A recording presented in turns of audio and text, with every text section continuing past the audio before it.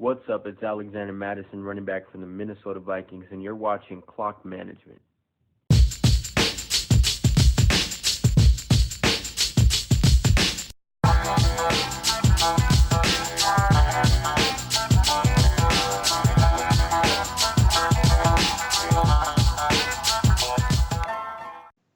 It is November 25th, 2019. This is Clock Management presented by the Rumboy Sports Network. I am your host, Justin, and as always, I am joined by Perry.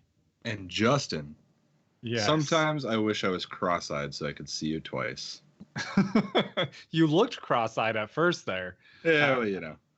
Everything turned out okay, though, so crisis averted. You guys could catch our podcast on YouTube, Spotify, Apple, and Google Podcasts, and Stitcher as well, and a couple of others. We're actually this one will be our first one on Podbean as well, so that's exciting. Yeah, and we'll actually be uploading it to Apple Podcasts from now on, too. Yeah, the last two went in, but the few before that, we had some technical difficulties, user error on my part. But I apologize for that. But we have since fixed that error. I fixed myself. So we're good to go. Fix yourself, Justin. Yeah, dude, I was just thinking, though, the first time that I got a universal remote, I thought to myself, this changes everything. Yeah. I looked up a dad joke for that. You. Was so forced. Yeah, that was so forced. I know. I had to find a spot to squeeze it in there. Oh boy! All right. Well, what's new with you, man? What's going on in the world of Justin? Oh man, I had a pretty great week with fantasy. I won in 5 of my 6 leagues. Looking like I'm headed to the playoffs in all of them. I'm getting ready for that. We got Thanksgiving coming up this week. That's a thing. Yeah. What's your favorite Thanksgiving dish? Side, main course? I don't care.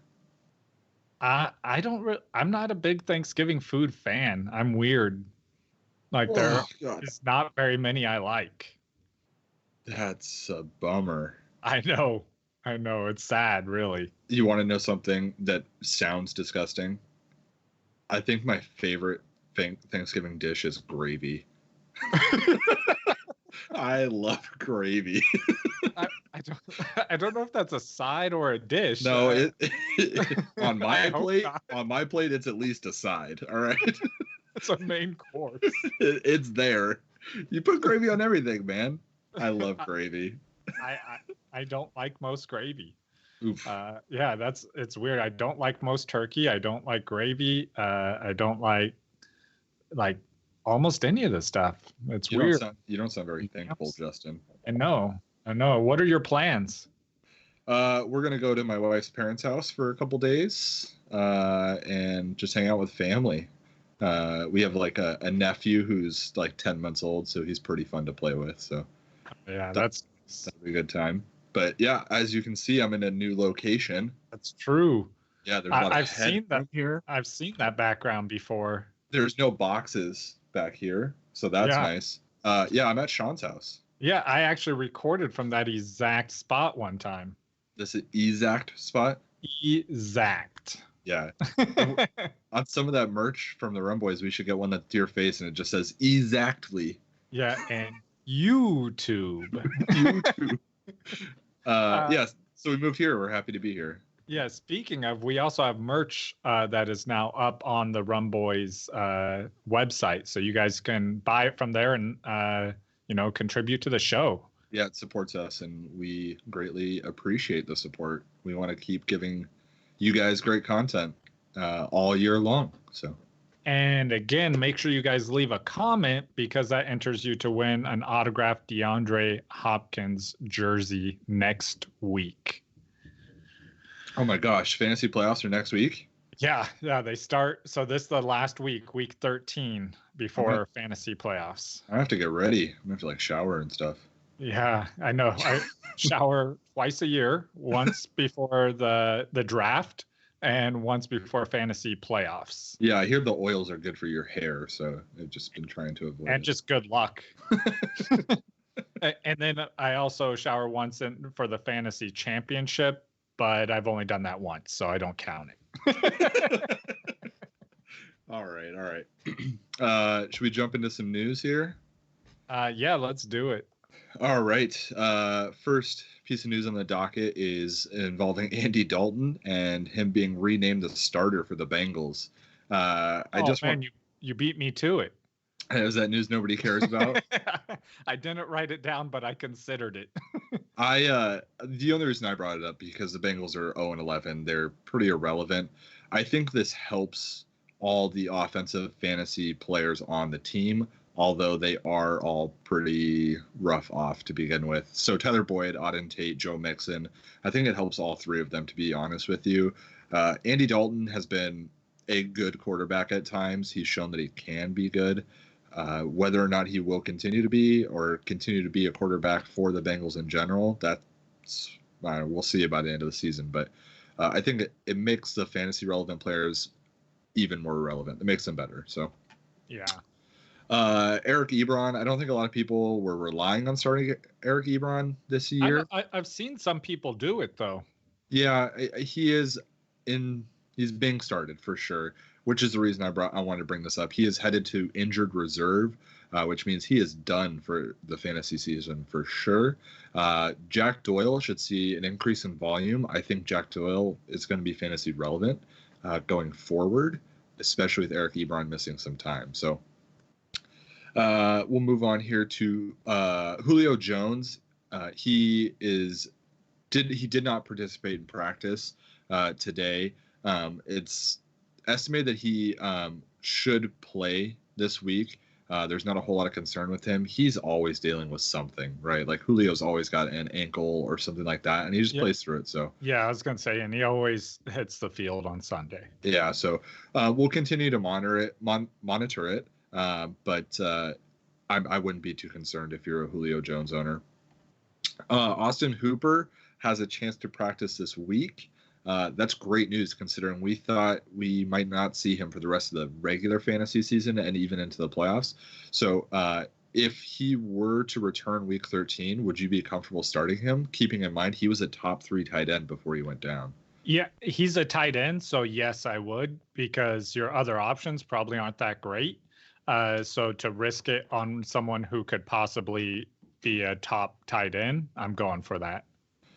Yeah, and keep in mind, guys, that the Falcons play on Thursday night, so it's a shorter week here. He needs to practice basically tomorrow, Tuesday, if he has a chance to play Thursday, in my opinion. So Marlon Mack will be continue to be inactive this week 13 with the Colts. Looks like Jonathan Williams, who we'll be talking about in a little while here for some waiver wire stuff, he's going to continue to get the bulk of the carries there.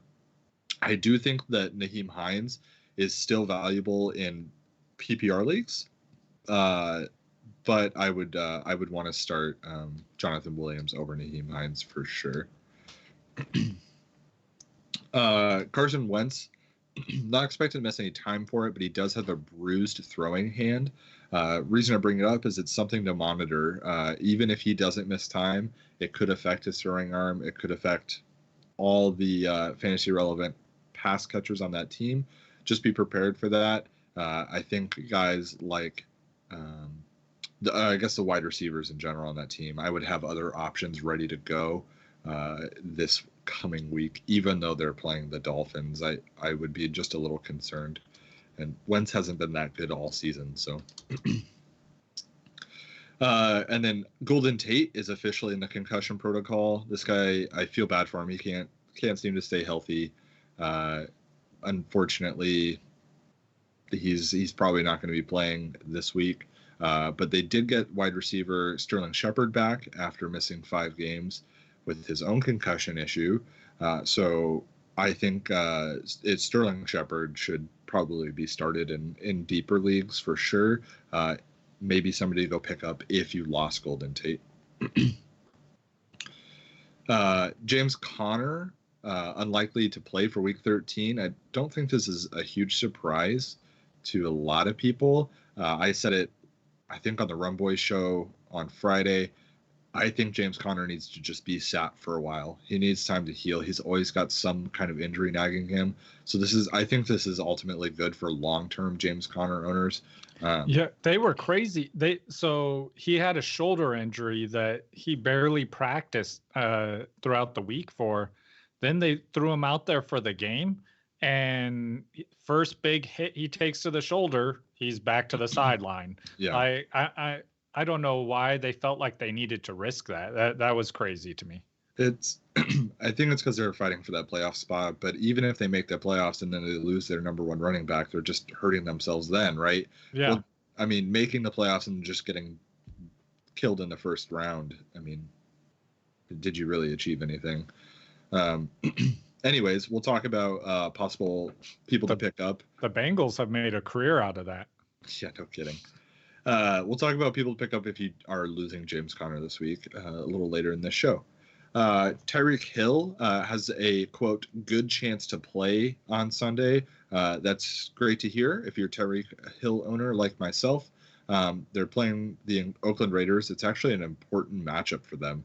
I can't believe I am saying that with the Chiefs. The division's close enough that they need to win this game. So I imagine that Tyreek will play because of that. And if he plays, he has wide receiver 1 upside for sure. So, and that's all the news I had. Right before I hit the news no one cares about, you realize this week, week 13, me and you play each other again. We played each other week 1, and we play each other the last week before the playoffs. Oh, please, I'd love you to send me to 12-1, buddy. No, I'm going to be both of your losses, and hopefully... I beat you earlier in the year, too. Hopefully I can... I know, but I'd still be both of your losses. And then hopefully I can secure that number 2 seat in the playoffs. I am guaranteed the number 1 seed at this point. Yep. Yeah, so you might as well just rest your starters. No way, man. 12-1. 12-1. Okay, let me get into some news no one cares about. All right, so, man, making some waves, a rock star already in the making, Josh Johnson of the XFL. The XFL blocked the Detroit Lions from signing Josh Johnson because he had already signed a contract with them. You called it, dude. You called it. Oh, man. How horrible for Josh Johnson. He thought his NFL career was done, signs with the XFL, and then the XFL blocks him from coming back to the NFL. Hey, he signed a contract. What do you want, dude? Yep. I don't blame the XFL at all. No, but it's hilarious. It is funny. This speaking of hilarious, Haskins missed the final play of the game because he was taking selfies with fans and didn't realize there was another play. Yeah, I did see that. Have you heard of any repercussions from that at all? No, they asked the media was asking the coach after the game about it. They're like, where was Haskins on the last play? He said, I don't know. We were looking for him too. And he said they would look into it. Yeah, I don't think though. I mean, I'm sure he'll get yelled at for it and made fun of quite a bit, but I don't think there'll be any serious repercussions from it. Did they win that game? Yeah. The last play was just for them to take a knee. Oh, okay. So not a big deal, but they had to send in their backup quarterback to take a knee. Oh, God.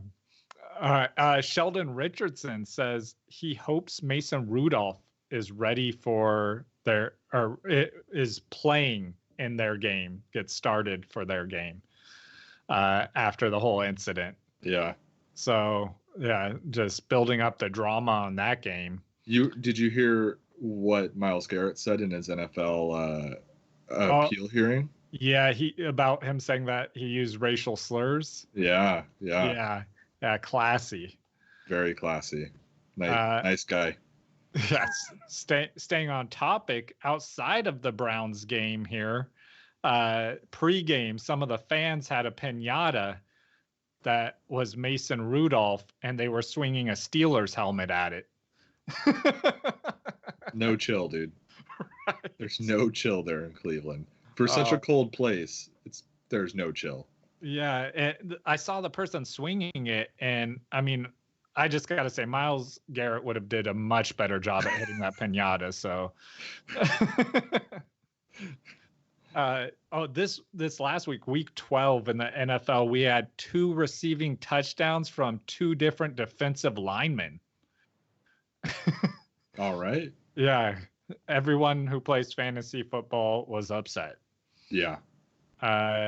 And then last piece of news no one cares about, Deebo Samuels was warming up, and he had on we had on news no one cares about before, the Green Bay visor that was the Joker visor. He took a little bit different direction. He had on a custom visor.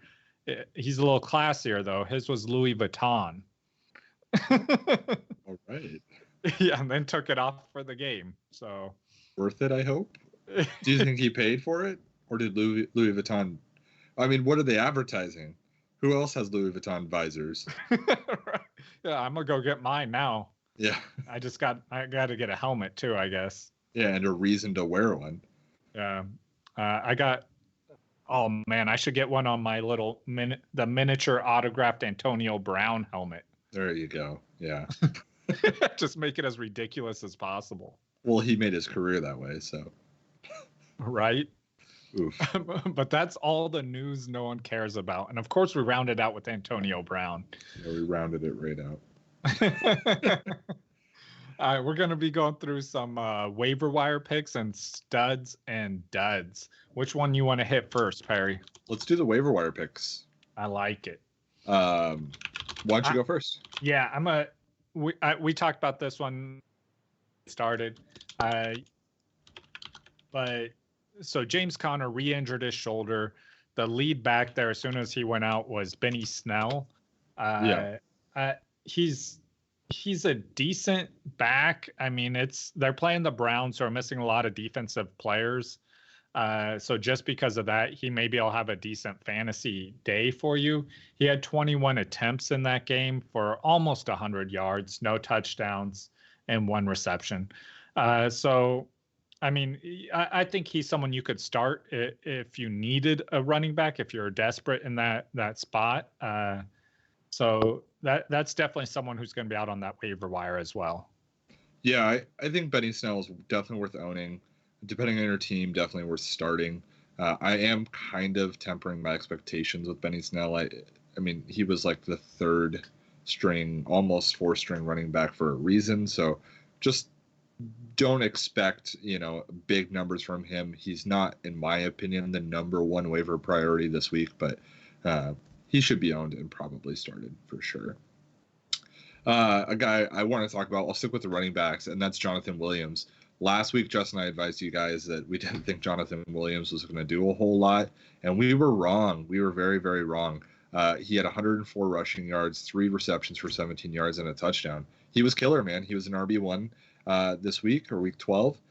So he is one of the studs, I guess, in my opinion. He did very well, and he's only owned in 29% of ESPN leagues. He needs to be owned in many, many more. If Marlon Mack is missing time, Jonathan Williams needs to be started. So if you have the option of picking him up, do so, and I would recommend starting him. Yeah, so I'm going to go over to the wide receiver. We got and this also goes into Golden Tate being out.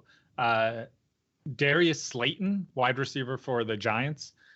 He saw an increase in targets this week. He had 7 targets. He had 4 receptions. I think it was 67 yards, I believe. And there's been a couple times when they've been missing players where he's seen an increase in targets. So I think that he's someone that you could pick up. I'm not super confident on starting him. It really depends on your situation, the depth of your league, obviously, but he's someone who you could target on that waiver wire. Yeah, I think if Golden Tate's out, that's actually a pretty good pickup. So I'll jump back in here. I want to talk about two guys really quick, running backs. That's Bo Scarborough, running back for the Detroit Lions. He's 44% owned in ESPN leagues. He had 18 carries for 98 yards this week. Nothing gigantic, right? Isn't jumping out at you, but the opportunity is there, and he did something with it at 98 yards. So if he's available in a league, at least go stash him. Even if you are strong at running back, he's just going to make you stronger. Second guy I want to talk about real quick is Rashad Penny. Well, before you do that, also Scarborough, this is his second week in a row where he's been leading their backfield. So I wasn't so high on him last week because it was the first week and they had used a different running back for the last 3 weeks. But they seem to like this guy, and I'm completely on board with that. Yeah.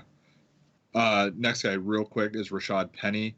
He's only owned in 29% of ESPN leagues, which is just absurd. Like, that doesn't make any sense. Justin and I have been saying all year that Rashad Penny is a handcuff that needs to be owned. We just brought this up on the Rum Boys when someone was asking who other handcuffs out there were. Yeah, and, shout out to Robbie at the Rum Boys. He was telling us how Chris Carson has been so consistent for him. And while that's true in fantasy, he's also consistently been dropping the ball on the ground and giving it to their team. And this is why. So Chris Carson is perfectly healthy, but his ball handling is not. And Rashad Penny took advantage of it, got the bulk of the work. He had 129 rushing yards and a touchdown this week. I think it's Rashad Penny's job at this point. Chris Carson is kind of giving it up. Yeah, they said they're going to try and do an even approach between them this week. But also it's Pete Carroll saying that. So as we always say, you can't trust anything Pete Carroll says. So who knows what's actually going to, that split will be. I tend to think that Rashad Penny will see a few more carries than Chris Carson, just due to him continuing to fumble all season long. It's like 7 fumbles so far this season. I think it's 9. Yeah, he's leading the NFL in fumbles. Yeah. It's not a stat you want. Yeah, it's pretty bad. Yeah, I got another wide receiver here, and this is contingent on Mason Rudolph not starting this week. That's James Washington. Once they took Mason Rudolph out, James Washington decided he was going to have a day for himself. He had 3 receptions on 7 targets for 98 yards and a touchdown. And like those 3 receptions all came after Mason Rudolph was out. So I don't want Rudolph to be there for if I'm going to pick this guy up, but I think he could do good. It reminds me of when they finally went to Danny Dimes, and you just saw the offense shift there, and you actually had fantasy relevant players. So that's a risk, but that's a risk I'm willing to take with someone who you could just grab and stash if you wanted to see how it turns out, and maybe he can end up being a key piece to your playoffs. I agree, and I agree with you with the bringing in that new quarterback oftentimes gives like the offense a shot in the arm, something that they needed. And he might not be better, right, than Mason Rudolph, or he might be Mason Rudolph isn't very good, but oftentimes, like with Eli Manning, there was no guarantee that Danny Dimes was better, but it shows up and the offense seems to want to play better around him for some reason. So it's legitimate. I feel like they kind of have lost hope with Mason Rudolph back there, and just putting a new quarterback back there, it gives them, they're like, well, maybe we can win. Yeah. Guy I want to talk about is somebody that Justin's been talking about for a few weeks, and I'm going to double down on it, jump on with him, and that's Sam Darnold. Only owned in 18% of ESPN leagues. Sam Darnold is averaging more than 25 fantasy points in the last 3 games, and his next 2 games are the Bengals and the Dolphins. If you are fighting to get into the fantasy playoffs, Sam Darnold could be the quarterback stream to get you there and win you the first round in the playoffs. I really like Sam Darnold going forward. I think that he should be owned over a lot of quarterbacks that are being started every week. I think you should be starting Sam Darnold over Aaron Rodgers right now, 100%. Yeah, and that's so crazy to think about because, like, I mean, coming into the season, who would have considered that? And I'm just happy because, like, I mean, like you said, I've been kind of preaching this that he had these great matchups towards the end of the year, and it's it makes you feel good to see it materialize. Some people who pre-game Sunday I had told to start him in their lineup, like sent me messages after during the game, like, "Oh my God, thank you." And that always makes you feel good when you get messages like that. So, and sometimes I need my ego stroked a little bit. You've never needed that ever. I've known you for a long time. You have never needed that. Not once. Yeah, but I like it. So that's why you never needed it. You got another one, or I got one more here. Oh no, hit it. Okay. My last waiver wire guy to target is another person that we brought up last week, and that's Devontae Parker. And this one's a little bit cheap. It's not really fair on my part, but he is owned in 57% of ESPN leagues. But if he is owned in one of those leagues, or not owned in one of those 43% of leagues, he needs to be. Go pick him up. He had 6 receptions for 91 yards last week. That's 15.5 fantasy points in a PPR league. Devontae Parker has had 11 or more fantasy points in every game since week 3. He's been quietly building a fantasy season. Yeah. I'm sorry. I do have one more that it. name just reminded me of. Ryan Tannehill. He's another player that it's just, I don't know. It's crazy to think about with where he started at week 1 and 2, 3 and 4. But like where he's at now, he's there with the Titans, and like we were talking about, he may not be a better player, but their team's playing better around him. AJ Brown looked good with them. They get that running game going. Derrick Henry, oh my God. I saw a tweet today, and I'm sure you saw it because it just popped up as a notification for me. But somebody was like, would you believe going into the season in week 1 that Derrick Henry would be a first-round pick in 2020 for fantasy? I don't know if he will. You don't think he'll be a first-round pick next year? I don't know. I think that by 2020, it may fade from people's memory. Like, this is exactly why you take notes at the end of the season. I won't allow it. I won't allow it to fade. Don't worry. Yeah, because I could see it fading and him dropping. Because, like, you remember how big of the end of the season he had last year. Yes. And then he started out, if you looked at the beginning of the summer, as a first-round pick. And then he slowly faded down draft boards. Yeah. It was crazy. But, yeah, that's I think Ryan Tannehill is another player that could be a sneaky start on depending on his matchups. But he's been having some good games lately. So some very good games. Yeah, he's on a bit of a hot streak. Yeah. I got 2 players I want to bring up that I know are going to pop up on waiver wires that I want to advise people not to pick up. Okay. So the first one's Russell Gage. He's a wide receiver for the Falcons. Sanu left there. Hooper's been out, so he has been taking advantage and filling that void. This last week, he had, what was it? I think he had 10 targets, 8 receptions, 76 yards. He's only owned in 2% of leagues, but with Hooper coming back, you're going to see him disappear again. So that's why I want to warn about picking him up. And then the other one is a similar situation. You have Olsen from the Falcons as well, running back.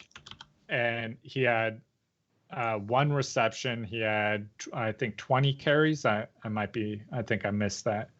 But anyway, he also found the end zone.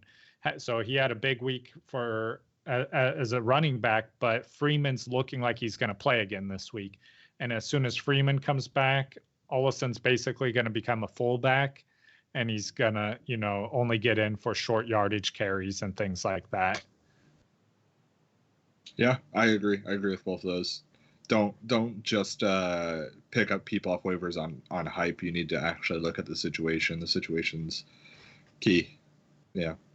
Okay, so those are some wire pickups. Let's cover some of the studs and duds from this week, Justin. Let's do it. Okay, the first stud, and it's the stud of the week.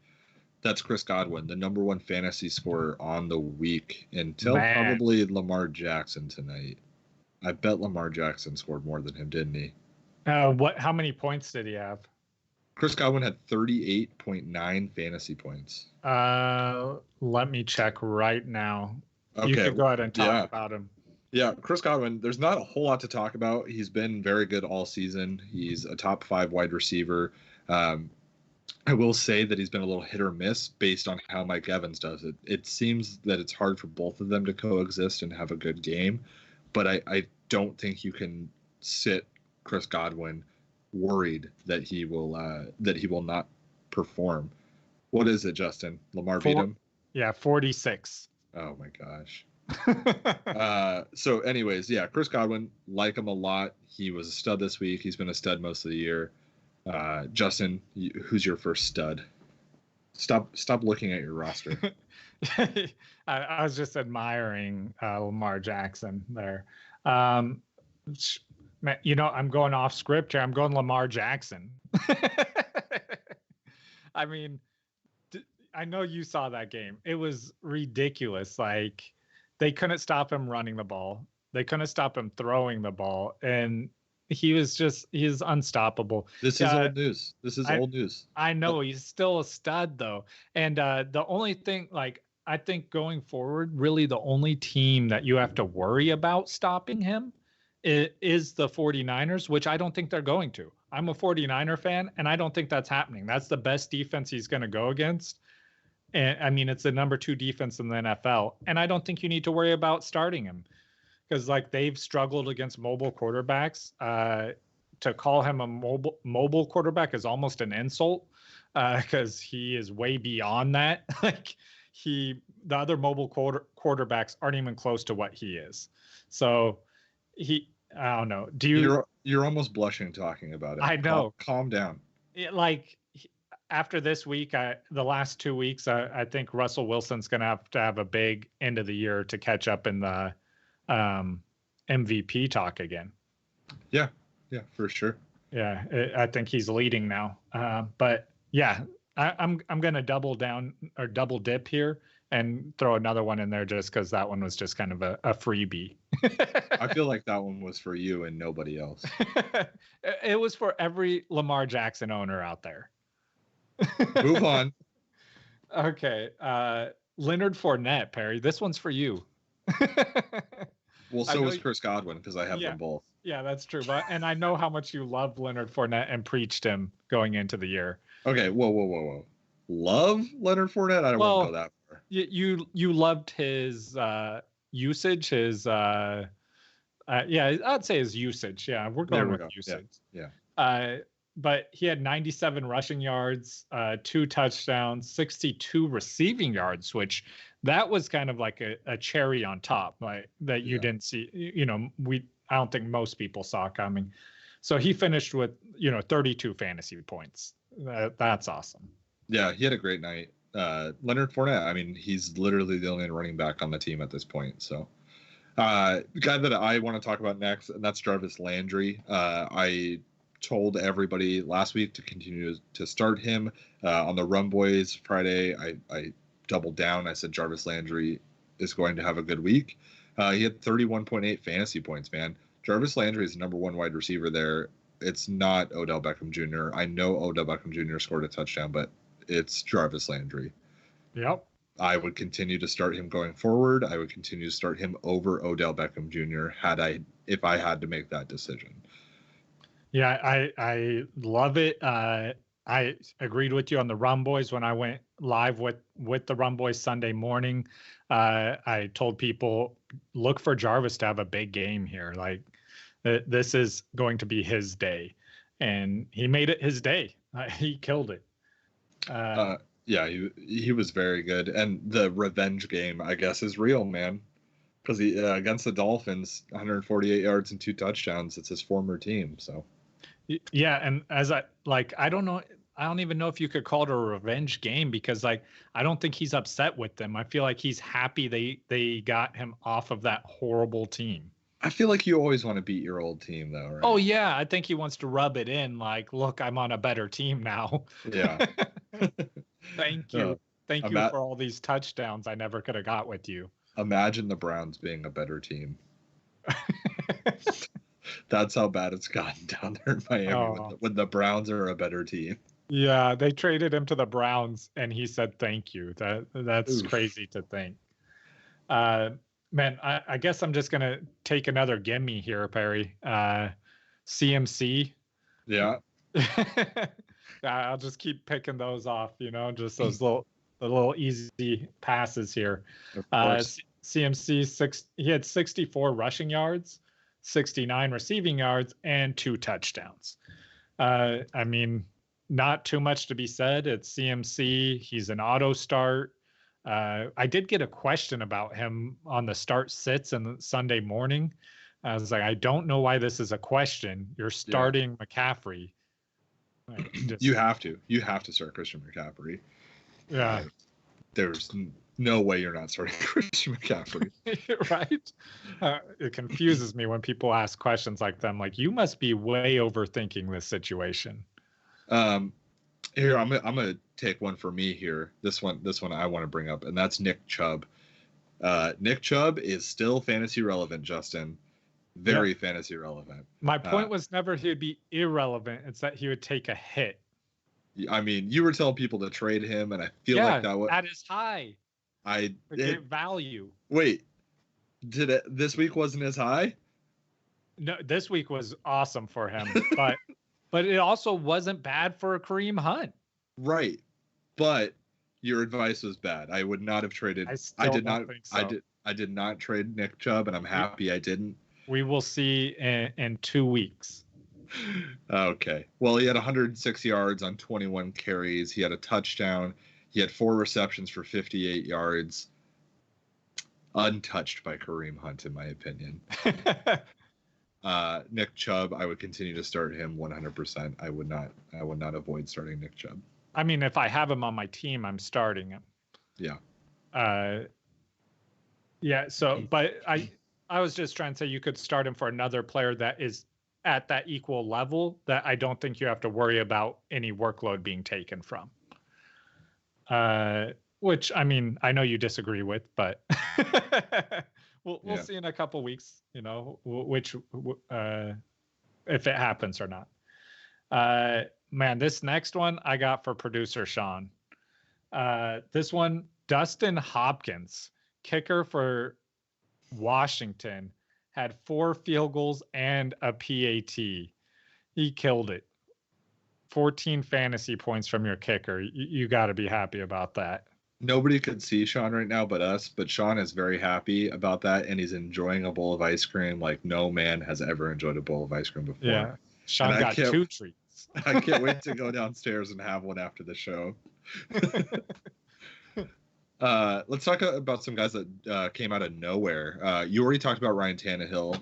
DJ Moore, wide receiver in Carolina, had a big day. 126 yards, 2 touchdowns, 9 targets. Big day for DJ Moore. I don't know if that's going to continue at that level, but he has proven that he's capable. So I like DJ Moore. I think depending on your team and the depth of your league, you should probably be starting DJ Moore. Yeah. So I think you start DJ Moore. I retweeted a tweet I saw last week about DJ Moore being one of the target leaders for the last 4 weeks. Yeah. And it's continuing. So I think you start him until he's not leading in that category. So that's fair. And then we already spoke about A.J. Brown briefly when Justin talked about Ryan Tannehill, but he had a big day, 135 yards on 4 receptions. I want to see it continue. I would love to see it continue. Man, So, I was trying to target him in some dynasty leagues, and this kind of ruined that because now their owners are not going to want to give him to me for cheap. No, they're not. A couple of guys that came out of nowhere that I want to just remind people. Jameis Winston could lose that job at any moment because he's got like 400 interceptions this season. But he showed out again fantasy-wise. So just be prepared. If he keeps turning the ball over, they might not keep starting him. Although they did win this week against the Falcons. So Ryan Fitzpatrick in Miami, it's Ryan Fitzpatrick. It's either magic or it's bad, really bad. So just if you're going to stream Ryan Fitzpatrick, just be prepared for it to not work out. And yeah, those are the 2 guys I wanted to talk about coming out of nowhere. I got to be concerned about. One more guy this is a came out of nowhere guy, just a guy that I forgot to mention before, but Allen Robinson, he killed it this week. He had 6 receptions for 131 yards and a touchdown. So that was a big week from him. You've been looking for that from him. Great. He's the best. I mean, he is the number 1 wide receiver, no question about it on that team. They hardly have a wide receiver 2. So yeah, he just needs Mitchell Trubisky to be good at football. Not even just be like Jay Cutler. Yeah. I mean, Jay Cutler would just feed his number 1 wide receiver the ball. Yeah, no kidding. Okay, let's talk about some duds, some stinkers on the week. We'll start with Matt Ryan, man. I was high on Matt Ryan going into the season. I started Matt Ryan for a large portion of the season on my team. Matt Ryan had 8 points this week. Matt Ryan is not really startable when you've got guys just sitting there like Ryan Tannehill and Sam Darnold who are playing well. So I'm over the Matt Ryan name currently. And his streak of ending at a top 5 fantasy quarterback, it's over. It's not happening this season. Yeah. I mean, yeah. It's sad to see that whole offense just taking a nosedive. Yeah, for sure. Yeah. Speaking, like, just while we're on it, what do you think Julio Jones' outlook is going forward? I think it's fine. I think Julio's fine. He's generally safe. He's not generally a boom bust guy. I know it's been a little bit that way this season, but I would continue to start Julio. I don't think you can afford to sit him. I mean, obviously it's team dependent, but I doubt your team can support sitting Julio Jones. Yeah, that's a rough one where it's hard just to not start him based off of who he is and his talent. It sucks with how it keeps turning out there for him, though. I have him in a league where I have considered not starting him, but I mean, at the end of the day, I've always started him. So, yeah. Another dud. Do you have a dud? You want me to keep going here? Yeah, I got one. So Saquon Barkley. It wasn't like he didn't do absolutely nothing, but he had 59 yards. Saquon Barkley is a bust this year. Yeah, he was not looking good. He dropped a bunch of balls. I remember I saw one of them right to him in the hands, and he dropped it. And I was like, man, what is up with him? That is not the Saquon Barkley I remember. Yeah, Saquon Barkley is a bust this season. Yeah, it's sad. Would you bench him? I might. I mean, you've gotten by without him for multiple games already this season with injury. If that was working for you, if you did okay with him out for whatever reason, you found something that worked, I would consider it. I really would. Yeah. It's scary. Man. It's scary. It is. Because he could go out there and have a huge day, but man, come on. Like, you like, this is the moment. Like, a lot of people have to win this week to make it into the fantasy playoffs, and you might have to go out there and take a risk to make it to the fantasy playoffs this year. Would you start Benny Snell? I might. It's matchup dependent, man. I might. Yeah, that's rough. That one's right on the border. We'll see. But that just kind of tells you where the needle is with Saquon, though. Like, for everyone out there, it's sad that it's at that point. I apologize if he's on your team for his performance. But yeah, that might be something that you should be looking to do. I've had people reach out about him and Julio, which is why I brought them up. I feel safer with Julio, to be completely honest with you. So, next guy I want to talk about is Aaron Jones, man. Aaron Jones has been carrying some fantasy teams this season, including my dynasty team. He had 3.8 points this week. It was against the 49ers defense, who is very good. But, I mean, did we expect this? I don't think we expected this. I am going to go ahead and say I did, because I benched him in my fantasy team. Yeah, well, I know you like to think this is a 49ers show, but it's not just. No, I just thought that with the 49ers front defensive line, that it was going to be a bad matchup for them.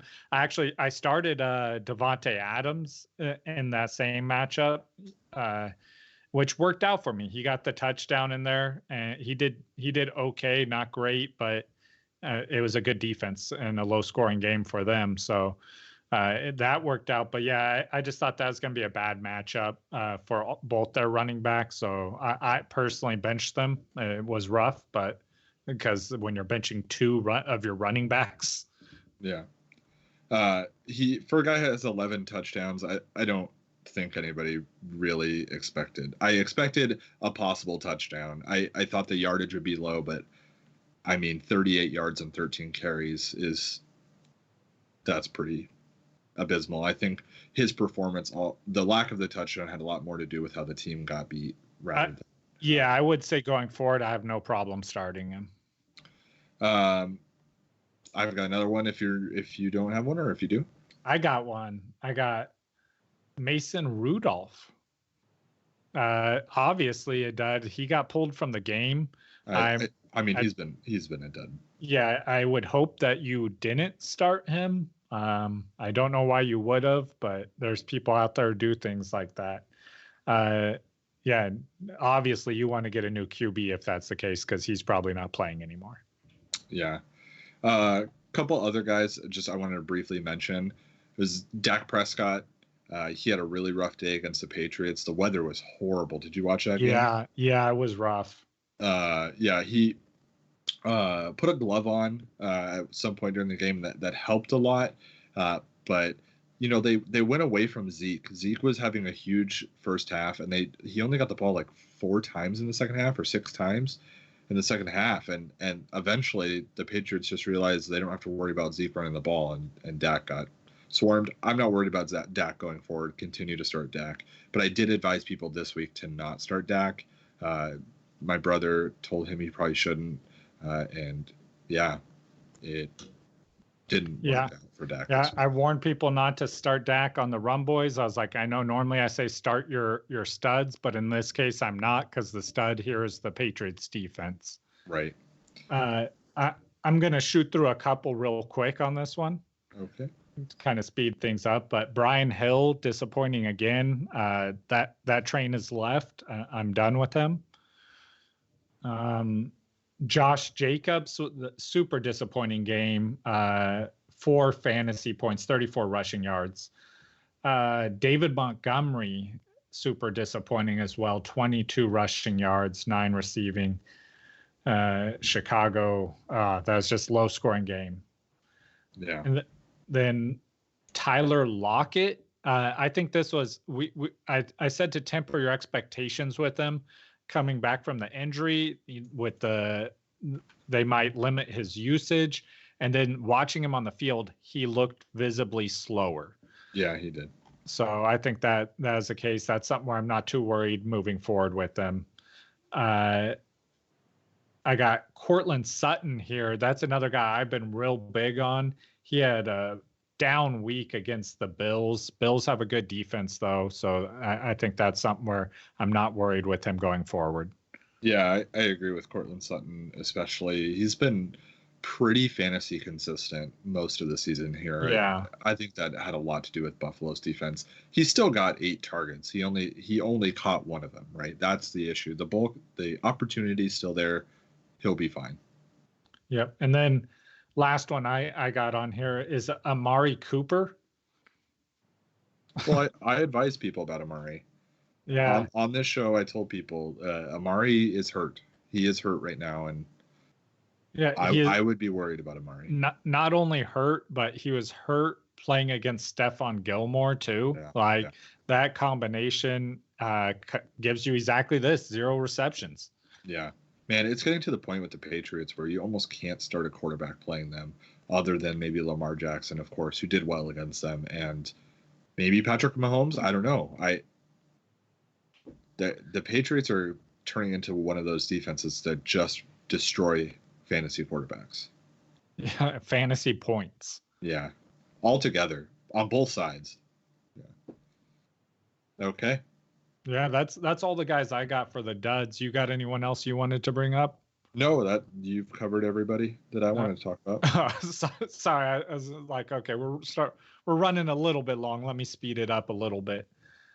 But yeah, so that covers all of our stuff. We'll be the next episode will be airing on Friday since we got Thanksgiving this week.